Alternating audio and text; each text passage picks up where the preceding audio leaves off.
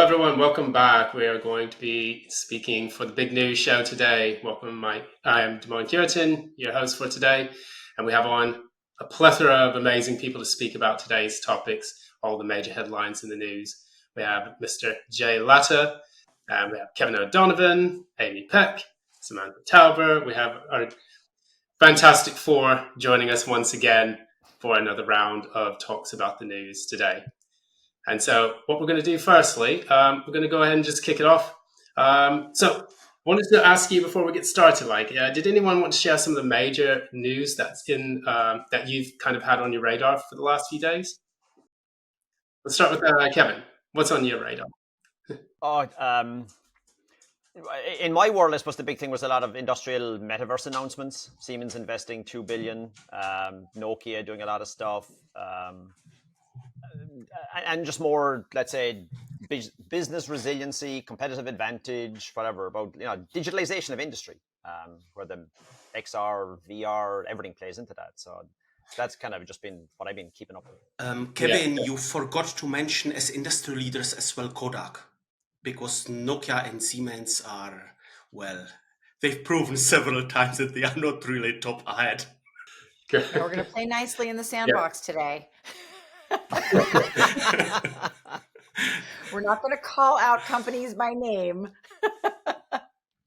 It's too late now. The sun's flying everywhere. I was going to say, Jay will be taking away his toys in a minute. Exactly. All right. So yeah, let's do this. We're going to just go ahead and kick it off.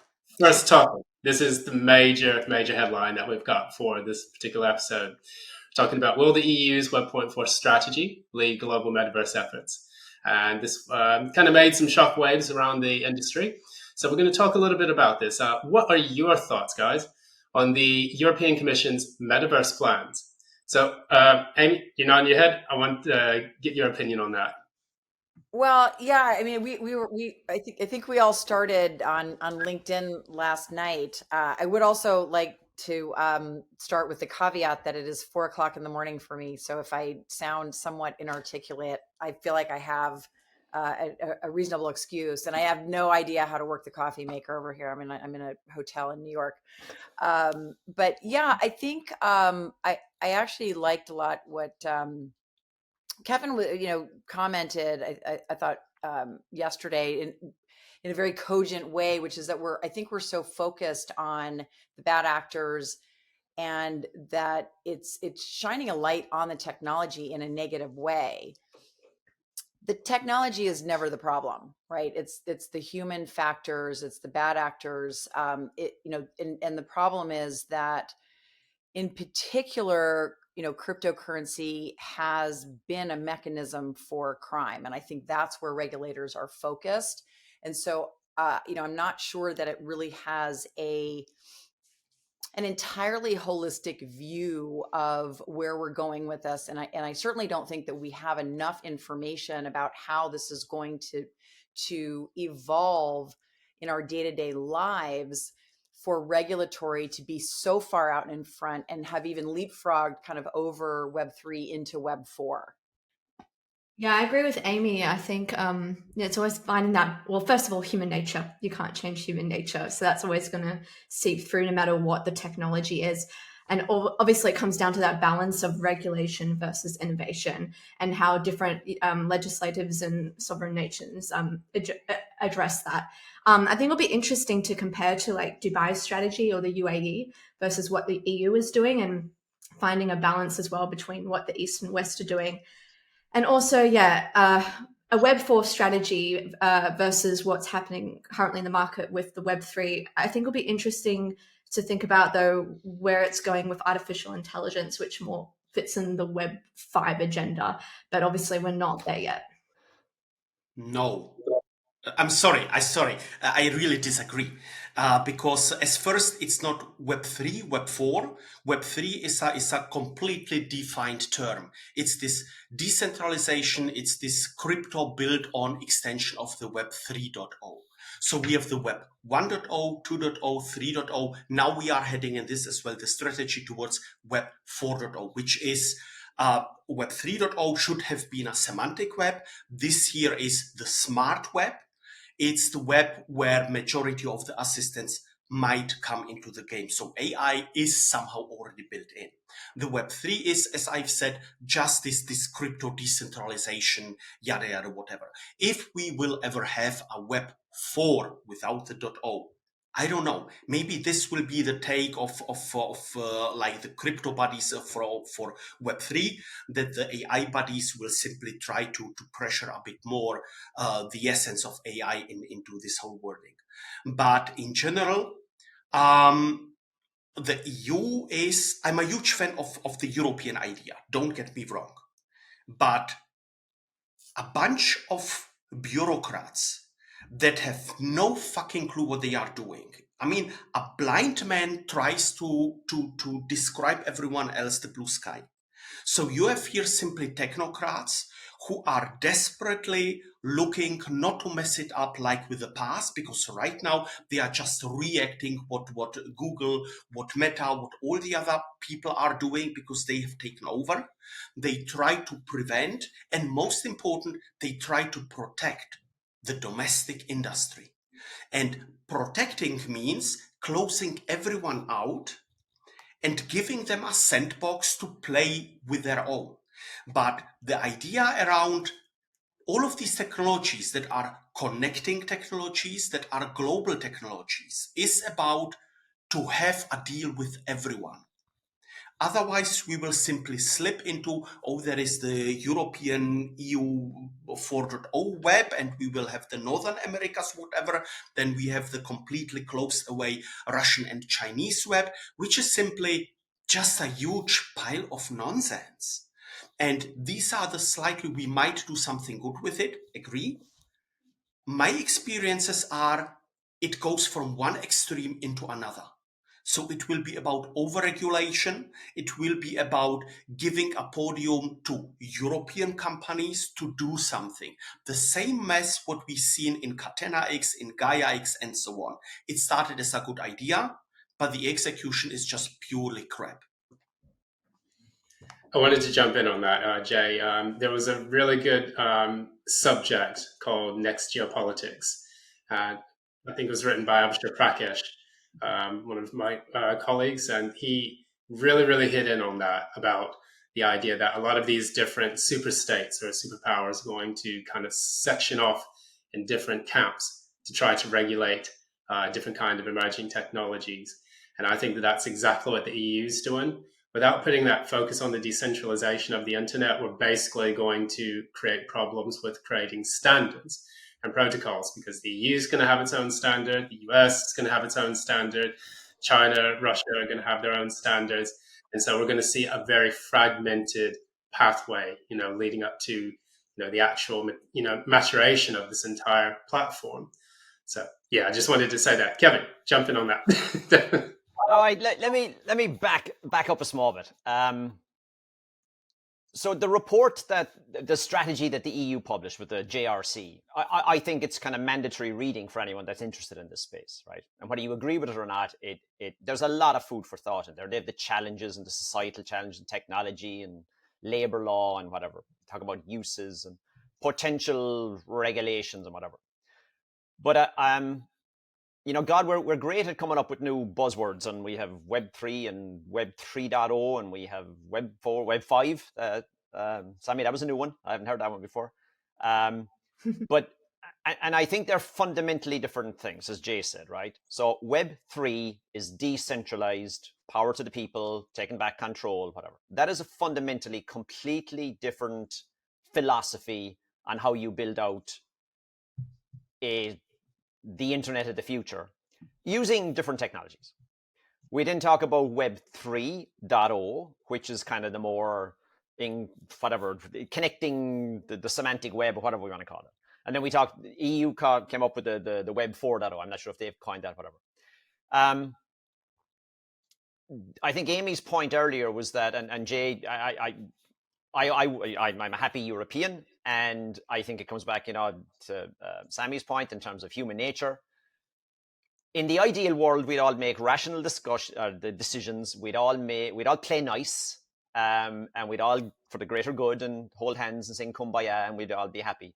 But human nature hasn't changed. And whether you see it as protectionism or, whatever, depending on your political philosophy, you'll see certain things. Oh, everything should be decentralized. No, it shouldn't.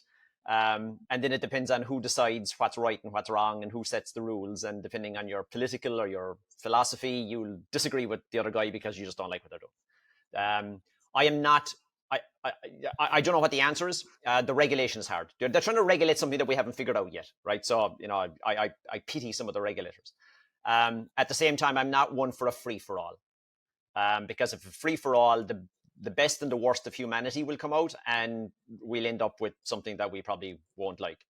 But in terms of what the EU is trying to do, I commend them. At least they're trying, unlike some other governments around the world who are just kind of passing it off and saying, "Oh, well, it's up to Facebook to figure that out." Like, wrong. I do think that a lot of the stuff they're talking about, and Damon, you made the comment at the time about Web 4 and they haven't figured out Web 3 yet. Correct. But I do think a lot of the stuff they're doing with the Digital AI Act, the digital markets, if we're looking at, does this stuff matter? Look at the impact GDPR had on the rest of the world. You may not like it, but call it soft power or whatever. Threads hasn't been launched in Western Europe yet. So is that a good or a bad thing? And that's back to innovation. Are we stifling innovation?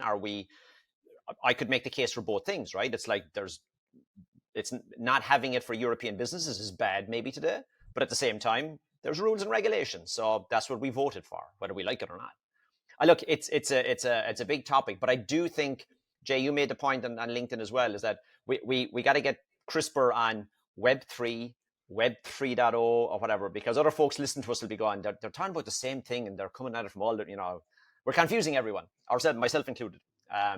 So I think the report is kind of mandatory summer reading for everybody. You may not like it, you may not agree with it, but it's food for thought. And God, this is going to go on for years. And again, technology is the easy bit. Kevin, you are completely right. And it's necessary that some entity stands out and tries to describe something.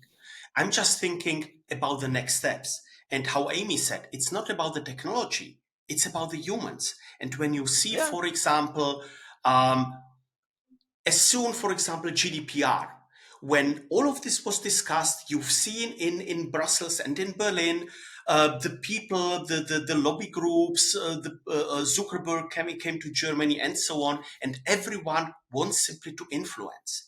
And as long we simply do not have a transparent regulation, something that is for the people, not for the businesses, it will always be fucked up. Amy said about the cryptos. I'm a huge fan of crypto. Oh no, she's gone again. What a pity. Cryptocurrency is the next thing. Not as long some kind of greedy people try to get the last drip of profitability out of it. But over-regulating it, destroying the main idea behind cryptocurrency is something toxic, and it's in the same way not helpful like limiting cash, because if I want to wash my dirty money, one of the biggest things for money laundering is to buy expensive watches, because no one controls you when you go with an over expensive 1.2 million watch somewhere else. So criminals will always find a way, and regulation just makes it harder for the right people. Yeah, I think that's an interesting point. My Wi-Fi, of course, is wildly unstable, so I'm not going to be able to riff on what everybody has said because I haven't heard anything. But I think the biggest challenge, and I think Kevin, you said it as well. It's like we're trying to regulate something with it that we just don't understand in practical terms, and of course, conceptually, this goal of decentralization is that there's a self-governance component to it in the form of, DAOs. And I think we've been talking about, Web 2.5 as being really what the reality is going to be for most of us for a very long time. And I think we're going to start to land on, reasons why a centralized construct, might work versus a decentralized construct might work based on what type of business you're doing or lifestyle or experience. But I still, we have to have some kind of regulation. We have to have a framework. It's easier to kind of edit from something that has been, that we've stood up, rather than just let it go and then try and reel it back in, without any regulation whatsoever. And this is an incredibly challenging problem to solve. And it's not just about Web3, it's all of these emerging technologies. My fundamental concern is that our theories are flawed in how we're looking at this brave new world, because we're not looking at it as a brave new world at all. We're looking at it as an extension of the machine that has put us in tremendous peril. And this is maybe me having just watched, that we're eating ourselves into extinction on the plane on the way over, and then decided to order a plate of wilted spinach for dinner as a result. But I think we have to start really defining how we do business in general. And it's not just about regulating and trying to build a slightly bigger bread box and better bread box. It should be how we think about growth, how we think about economics, and all of the challenges facing us today.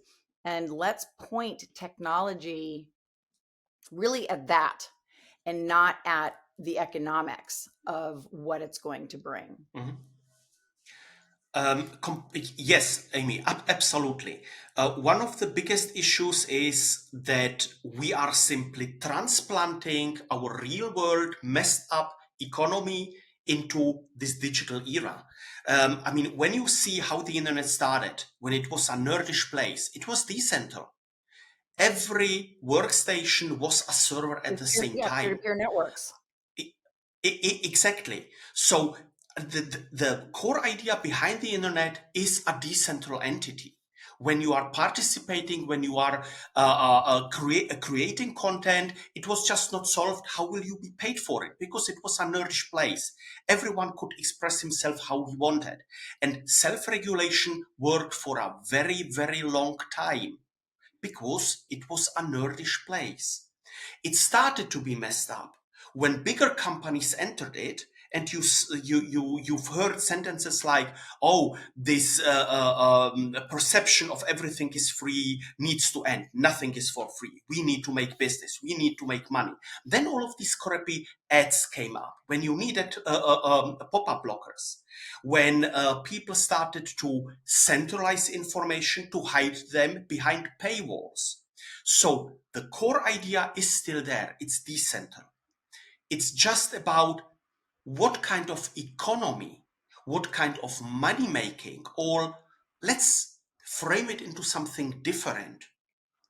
How can everyone be rewarded by participating in a positive way? And if someone is spitting around acid in the internet or in the metaverse or wherever, he should not be rewarded, but he should be penalized.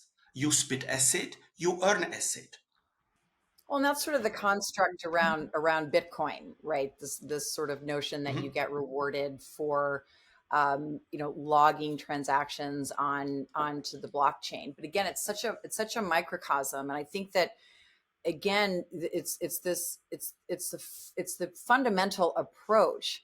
And as we move forward with all of these technologies emerging, when you combine kind of the margin of error around our understanding of these technologies, and though, and I'm a big proponent, of course, of like, let's always be looking forward, but we have to start looking at the mistakes that we made along the way around interoperability, around these structures, and start to peel back some of the things that we did wrong, because we can look back and we have data to support theories on how to move forward. And it's not that we're not looking at that, but I think we have to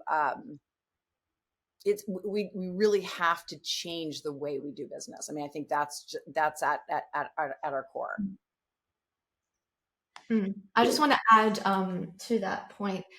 like as a human, I'm thinking about the future of the spatial web and sovereignty over my own identity, sovereignty over my own data, and what's my future going to look like interacting with intelligent agents, and whether I have a private personal assistant, and how is all of this going to be regulated. So, back to what I was saying earlier, no matter what the buzz term is, just on a fundamental human level, it's all about feeling empowered about the sovereignty over our own identity and data, and the ability to have that awareness and transparency to opt in and opt out of certain systems. And I think, I applaud what the EU is doing.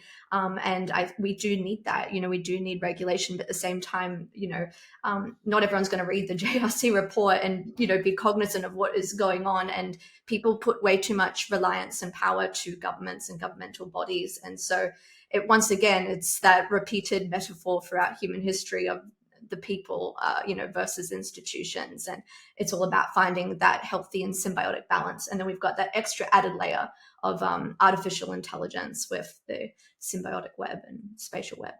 No, I think the hope is, you made such a great point, Sammy, is that, we are also a little bit lazy about our approach to these things. And then we're piling on. It's easy for us to kind of, pile on to the regulators and say, well, they're doing it wrong. But we're, individually, I think people are much less engaged. I think, in theory, everybody agrees, yes, we should have control of our data. But, there are people who don't even manage their bank accounts. And how are they going to work even with an AI agent? We have to decide that we're willing to put the work in.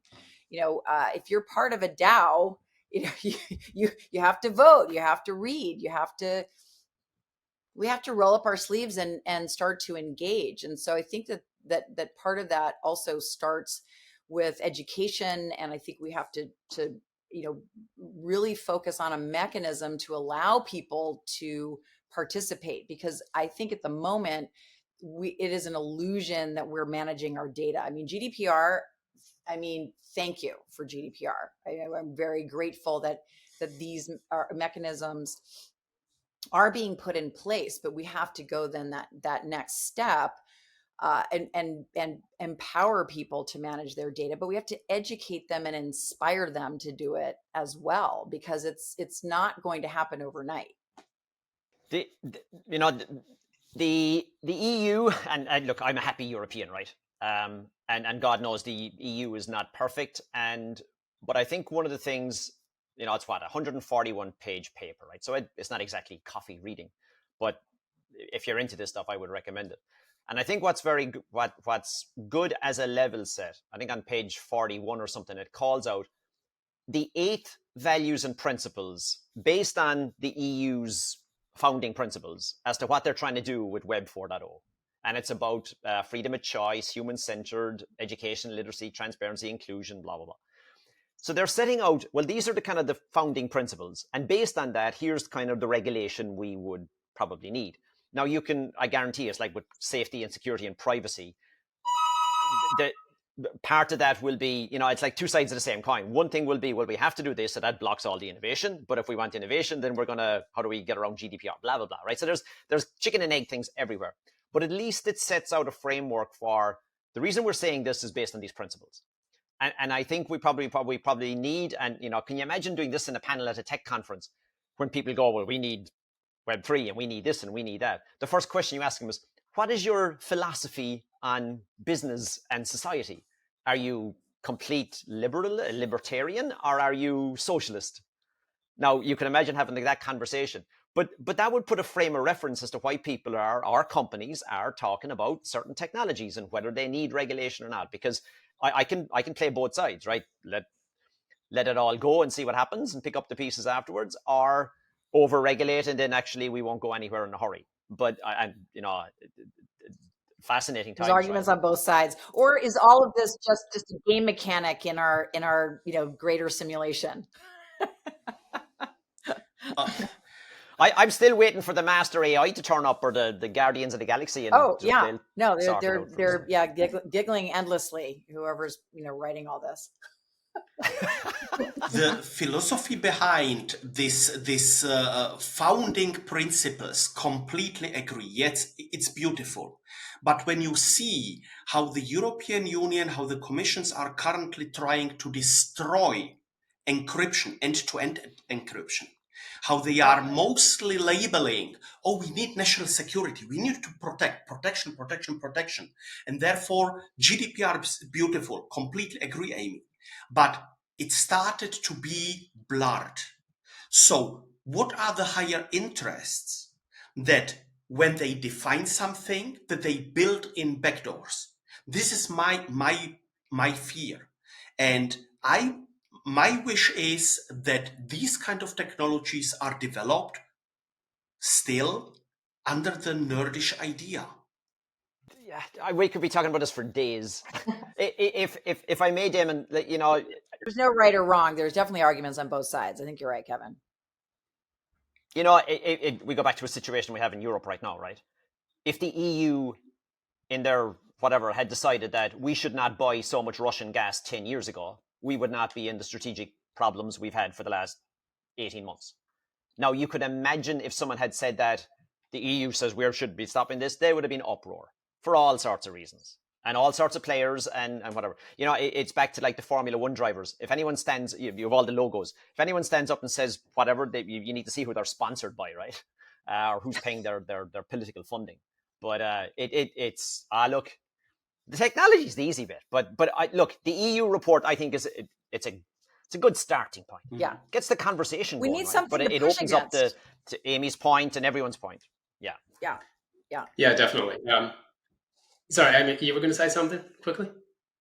No, I just said we have to have a framework to push against, right? There's not, I don't think a Wild West right now is where we need to go, and that I think that's why we're exploring space, because that is the final frontier, or is it? Right. Yeah, there was one thing I was going to, segue from that, because over the last year, over 2022, what we've seen is a lot of companies having that free-for-all.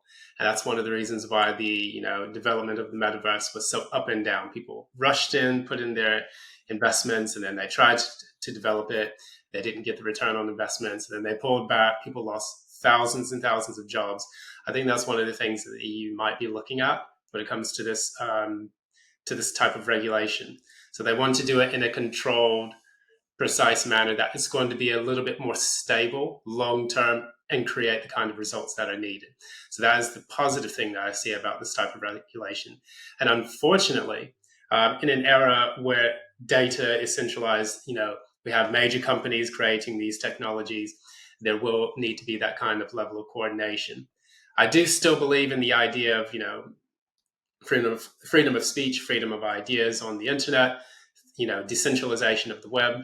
But when it comes to economic, ramifications of kind of having this kind of chaos, it can eventually lead to another 2022 situation. And I think that I don't think they can take the kind of shock that they had in the past.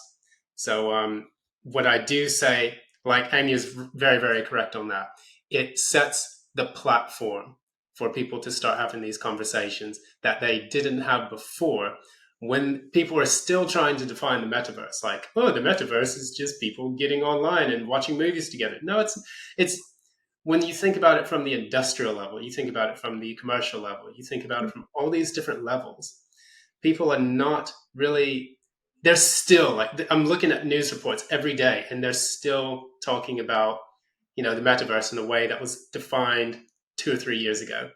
So it's just, at least it puts it out there. Yeah. But yeah, that's my rant for today. No, I think you're right. I think that's a good point. The report has a big section on inclusion. How do we define all this stuff for inclusion? And inclusion, again, massive scale, right? Race, religion, income, disabilities, gender, you name it, right? And you read through some of it and you're kind of going, God, this is hard, but at least they're calling out, as I say, it's a good frame. It's something everybody can disagree with, but at least you're all disagreeing with the same thing. It's definitely a good reference point. Yeah, leveraging the SDGs as well.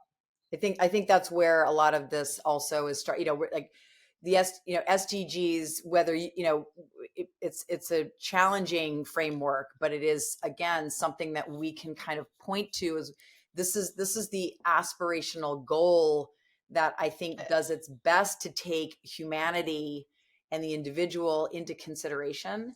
And look, we're trying to rip a Band-Aid off of, of our entire construct, right? It's not going to happen quickly, and we're not going to get everything right.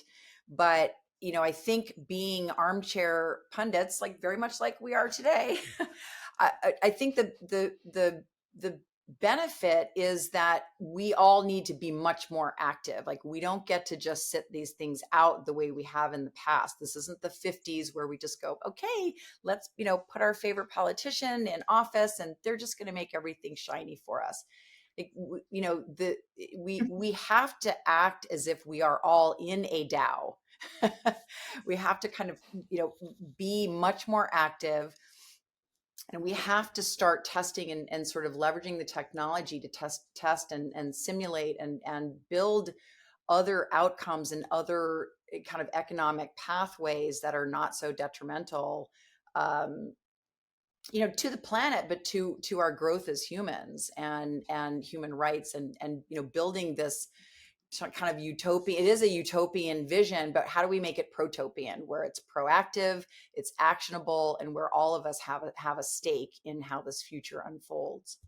The points you were making, Amy, are very good. And the thing is that I find that we're going to be having these conversations. We have now created the dialectic, which is important for us to get this technology going. So we're going to have a point of reference. Then we're going to have people on the left, people on the right, front and center, in the back. All of them are actually going to be on the same podium, having these kind of discussions. So the people who want the decentralized element back in there, they're going to have to speak louder than the people who want to centrally regulate everything. And that's actually the core principles of democracy anyway. It's the tyranny of the people. It's going to be one side is going to have the biggest, loudest voice to create these types of technologies. But yeah. I don't think we're ready, though, for an omniscient AI that self-regulates and makes these decisions on our behalf. I mean, that's just a whole new stratosphere. AI does not do anything. It doesn't solve all these problems, because who writes the code? With what data it's trained? Our biased data.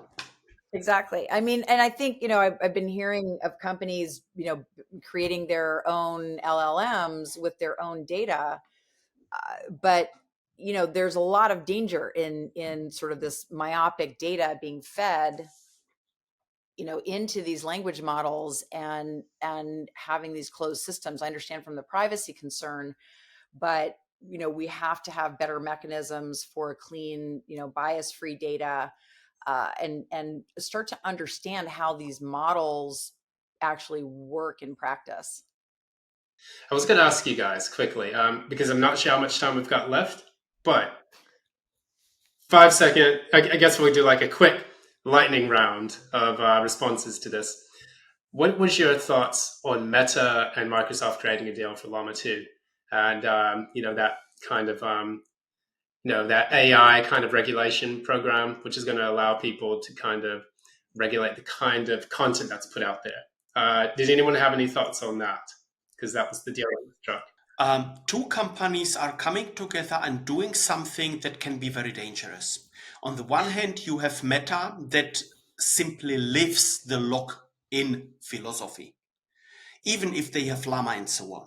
Then you have Microsoft. They've been the mean bully on the schoolyard. Then they've turned into something with huge competition to behave. Now they start to misbehave again. So now you have these two players who are trying to get an idea about how to make crap loads of money out of this, where anything else simply does not matter.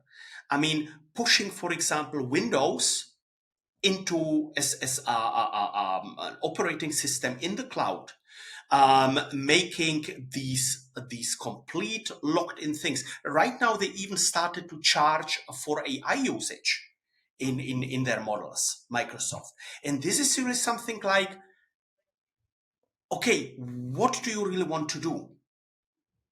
And this combination of the data seller, this technological voyeur, and the one who turns all of this data and tries to make even more money on this data, I don't like it. I give them credit for setting out their stall. At least we know where they're coming from or what they're trying to do. So you can agree or disagree, but at least they're not slinking around in the background. And in some ways, they're obviously watching what's happening with the AI Act in Europe and whatever happens in the US and other places. So they're obviously trying to put their speak in as well. You know, it's summertime, so I'm not traveling and I'm messing around with all the different AI tools I can get my hands on, and some of them are fascinating, right? It's just like, wow, this thing. But like back to Amy's point, what's the SDG cost? What's the energy cost for these things?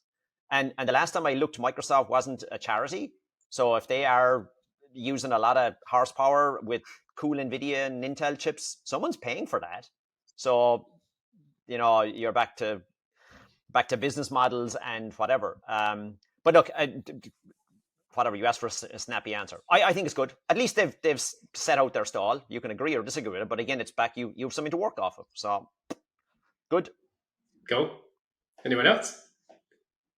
Well, it's obvious we're in an AI arms race right now, and I always come down to intentions, and like it's pretty obvious and transparent where the intentions are, which is just the reality. But as a consumer, I think what will be interesting is not having any extra class divides that we do not need.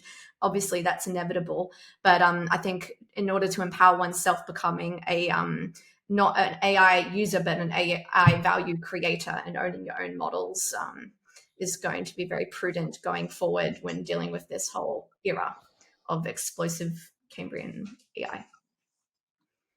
Brilliant. Last but not least, we've got Amy on. Okay. Yeah, I think she's got the Wi-Fi issue going on. But anyways, we'll wrap it up for today. It's been a fantastic conversation. And thanks so much for everyone. We've had on Stens J. Latta, we've had on VRARA's Kevin O'Donovan, Vinci, aka Samantha Tauber, and also Amy Peck, who has been joining us from New York. So we really do appreciate her coming on as well. So thanks again, everyone. If you like these conversations, please join us again at the XR News and the Big News hashtag on Twitter and LinkedIn. I'm your host again, Cureton, Senior Journalist for XR Today, signing off. Until next time, here's the big news. Bye now.